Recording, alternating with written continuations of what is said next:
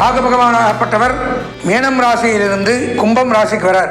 கேது பகவானாகப்பட்டவர் கன்னி ராசியிலிருந்து சிம்ம ராசிக்கு போறார். கடன், வழக்கு, பகை இவையெல்லாம் பறந்து போகும். உடன் பிறந்தவர்களால் நன்மை. உடன் பிறந்தவர்கள் உதவுவார்கள். இந்த நேரத்தில் விரும்பிய வரனை லவ் மேரேஜ் பண்ணலாம். யாரும் எதாவது சொல்லுவாங்களோ தெரியாமல் படிக்கலாம், பயமே பட வேண்டாம். வீட்டில் 2 பேருமே சொல்லலாம், தாராளமாக அவங்களே பண்ணி வச்சிருவாங்க லவ் மேரேஜ் எல்லாம். ராகு 3ஆம் இடத்துல நன்மையை செய்தாலும் உங்கள் ராசிநாதன் குரு பகவான் அவருடைய பார்வை வேறுபடுது. பூஸ்ட்டுக்கு மேலே பூஸ்ட் அதிகமாக உங்களுக்கு கிடைக்குது. அப்போது ரெண்டுமே உங்களுக்கு மிக மிக சிறப்பான, அதாவது இந்த ராகு கேது பயிற்சி எடுத்துட்டால், ராகுன்னா ராகு நல்லது பண்ணும், கேது கெட்டது பண்ணும். கேதுனா கேது நல்லது பண்ணும், இல்லாட்டி ராகு கெட்டது பண்ணும். இந்த தனுசு ராசியை பொறுத்த மட்டும் ரெண்டுமே நல்லது பண்ணுது. மிக சூப்பர் டாப், மிக மிக சிறப்பானது ஒரு பொற்காலம் அப்படின்னு சொல்லலாம்.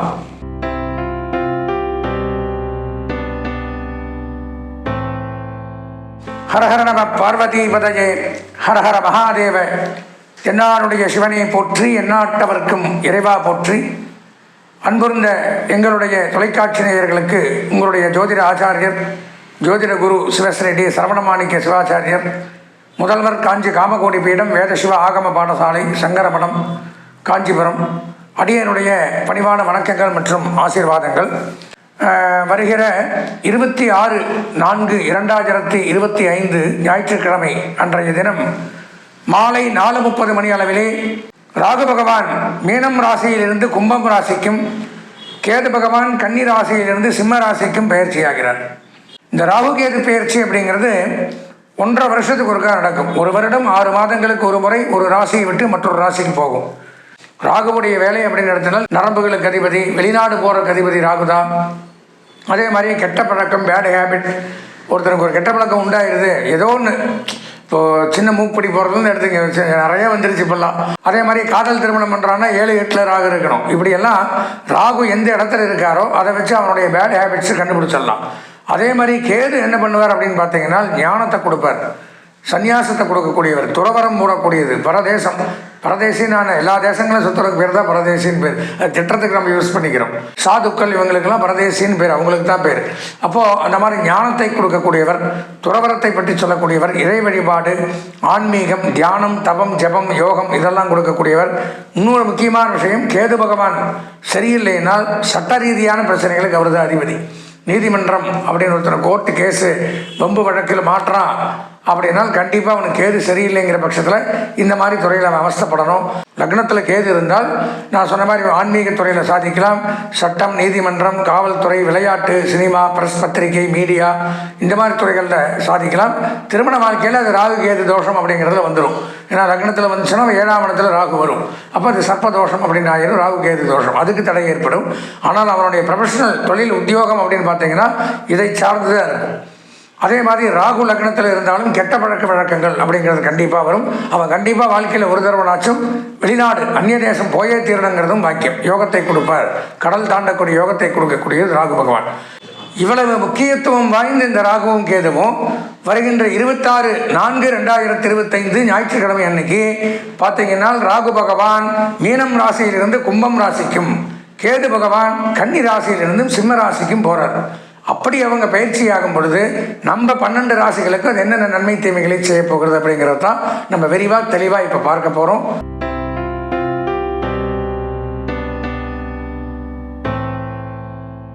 அன்பார்ந்த எங்களுடைய மூலம், பூராடம், உத்திராடம் ஆகிய நட்சத்திரத்தில் பிறந்த தனுசு ராசி நேயர்களுக்கு வருகின்ற 26/4/2025 அன்றைய தினம் நடைபெறக்கூடிய ராகு கேது பயிற்சி. ராகு பகவானாகப்பட்டவர் மீனம் ராசியிலிருந்து கும்பம் ராசிக்கு வரார். கேது பகவானாகப்பட்டவர் கன்னி ராசியிலிருந்து சிம்ம ராசிக்கு போகிறார். அது சமயம் நம்ம தனுசு ராசிக்கு என்ன நன்மை தேவைகள்? நம்ம ராசிக்கு 3ஆம் இடத்துக்கு ராகு வரார். இது நம்ம ராசி 1, 2, 3 இங்கே வரார். கேது பகவான் 9ஆம் இடத்துக்கு வரார். இங்கிருந்து பார்த்தீங்கன்னா இந்த இடத்துக்கு வரார். இது 9ஆம் இடம். இப்படி சுற்றி வந்தீங்கன்னா அப்போது ரெண்டுமே உங்களுக்கு மிக மிக சிறப்பான, அதாவது இந்த ராகு கேது பயிற்சி எடுத்துட்டால் ஒவ்வொரு ராசிக்கு ஒவ்வொன்று தான் நல்லது பண்ணுச்சு. ராகுன்னா ராகு நல்லது பண்ணும், கேது கெட்டது பண்ணும்.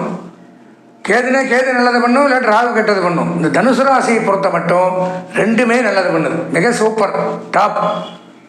குருவு நல்லா இருக்கார், மிக மிக சிறப்பானது ஒரு பொற்காலம் அப்படின்னு சொல்லலாம்.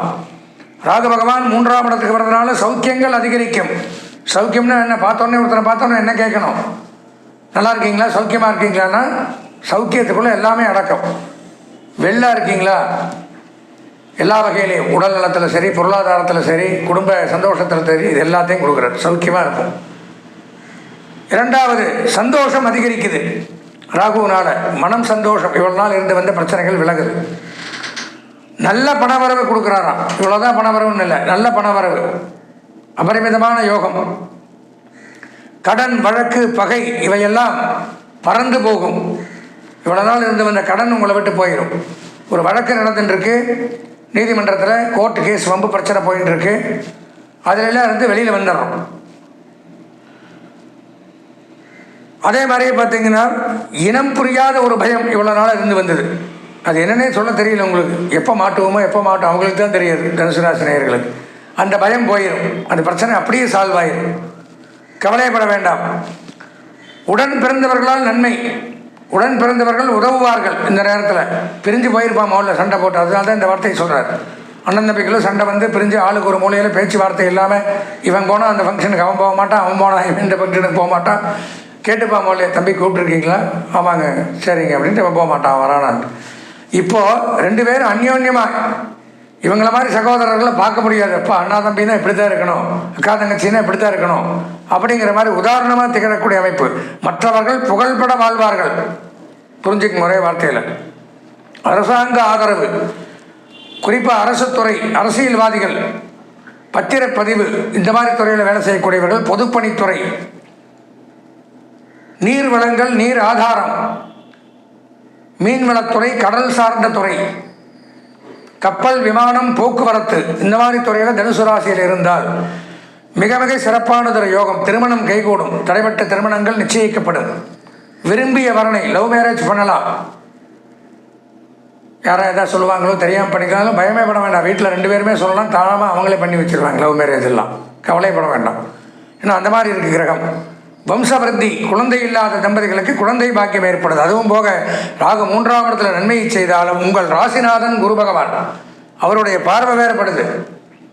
பூஸ்ட்டுக்கு மேலே பூஸ்ட் அதிகமாக உங்களுக்கு கிடைக்குது. வாரி வழங்க போகிறார். இப்படித்தான் இவ்வளவுதான் நன்மைங்கிறது இல்லை. ஓஹோன்னு மகாராஜாவுக்கு சமமாக வாழ போகிறீங்க. அந்தந்த துறையில் யார் யார் இருக்கீங்களோ அவங்கவுங்க துறையில் நீங்கள் தான் ராஜா. அதுவும் குறிப்பாக சொல்லப்போனால் அரசியல்லாம் தனுசு ராசிக்காரங்க இருந்தீங்கன்னா எதிர்பார்க்காம டக்கு டக்கு டக்குன்னு பெரிய போஸ்டெல்லாம் கிடச்சிடும். நீங்களே எதிர்பார்த்துருக்க மாட்டேங்க. ஐயோ நாம்பளாது, நம்மளே கிள்ளி பார்த்து சொல்கிறார், நாம்பளாது, நான் தானா, திரும்பி திரும்பி பாட்டு, நீங்கள் தான் உட்காருங்க அப்படிம்பாங்க. அந்த மாதிரி ஒரு யோகத்தை கொடுக்குறார் ராகு. அதனால் மிகச்சிறப்பு. கேது பகவான் 9ஆம் இடம் பாக்கியஸ்தானத்துக்கு வரார். எதிர்பாராத வகையில் திடீர் தனவரவு. நான் தான் சொன்னேன், எதிர்பார்க்காம மிராக்கலாக தனவரவு வருமா. திடீர்னு ஒரு லாட்ரி விழுகிறது, அதிர்ஷ்டம் எல்லாம் ஏதாவது ஷேர் போட்டிருப்பீங்க, நீங்களே எதிர்பார்க்காத பல மடங்கு உயர்வு, தனவரவு, வாழ்க்கையில் செட்டிலே ஆயிடலாம் கேதுவினால. ஏன் இது சொல்கிறேன் அப்படின்னா, சனி பகவான் சரியில்லை உங்களுக்கு. மற்ற 3 கிரகமும் நல்லா இருக்குது. குரு சூப்பர், ராசிநாதன் சூப்பராக இருக்கார், ராகு நல்லா இருக்குது, கேது நல்லா இருக்குது. சனி மட்டும் பார்த்தீங்கன்னா அர்த்தாஷ்டம சனி அப்படிங்கிறது ஏற்படுது. ராகு வந்து அங்கேருந்து இங்கே வந்துடுறாரு, சனி இங்கேருந்து அங்கே போயிடுறாரு. புரிஞ்சுங்களா? ராகு இங்கே இருக்கார் மீனத்தில், அவர் வந்து இங்கே கும்பத்துக்கு வந்துடுறாரு. அப்போ இந்த 2.5 வருஷம் அர்த்தாஷ்டம சனியில் 1.5 வருஷம் நன்மை. சனி பகவான் வந்து அர்த்தாஷ்டம, அர்த்தம்னா பாதி, அஷ்டமன்னா 8, 8ல் பாதி 4. 4ஆம் இடத்துல சனி இருந்தால் பெருந்துன்பம், கஷ்டம். அதில் இந்த 1.5 வருஷம் இந்த ராகு கேது குரு 3மே சிறப்பாக இருக்கிறதுனால அர்த்தாஷ்டம சனியில் உங்களுக்கு சனியினுடைய பாதிப்புகள்லேருந்து 1.5 வருஷம் தப்பிச்சுக்கலாம். கடைசி 1 வருஷம் தான் அப்போ பார்த்துக்கலாம் அது என்ன நடக்குதுங்கிறத. அப்போ இந்த கேது பகவான் அப்படிங்கிறவர் வாரி வழங்குறார். குடும்பத்தில் சந்தோஷம், இனம் புரியாத சுபகாரியங்கள், திருமணம், புத்திரப்பேறு, வெளியூர் பிரயாணம், பிறருக்கு உதவுது, அன்னதானம் பண்ணுறது, ஏழை எளியோருக்கு உதவி பண்ணுறது, உள்ளூருக்குள்ளே அதாவது பொதுமக்கள் சேவை, பொதுநல சேவை, இதெல்லாம் பண்ணி ஊருக்குள்ளே பெயர் புகழ் இதெல்லாம் வாங்குறது. அப்போ தனுசு ராசின்னு எடுத்துட்டால் 200க்கு 250 மார்க் அப்படிங்கிறத போடலாம். தனுசு ராசிக்கு மிக மிக சிறப்பாக இருக்குது இந்த ராகு கேது பயிற்சி. கவலையே பட வேண்டாம். 1.5 வருஷத்துக்கு அதுவும் டாப். அதனால் இருந்தாலும் விநாயகப் பெருமானை இந்த 1.5 வருஷம் நீங்கள் வழிபாடு பண்ணின்னு வருவது இன்னும் நன்மையை தரும். எனவே விநாயகரை வழிபட்டு இந்த ராகுகேது பயிற்சியிலிருந்து வரக்கூடிய நன்மைகளை அதிகம் பண்ணிக்கொள்ளுமாறு கேட்டுக்கொண்டு ஆசீர்வதித்து விடைபெறுகிறேன். நன்றி, வணக்கம்.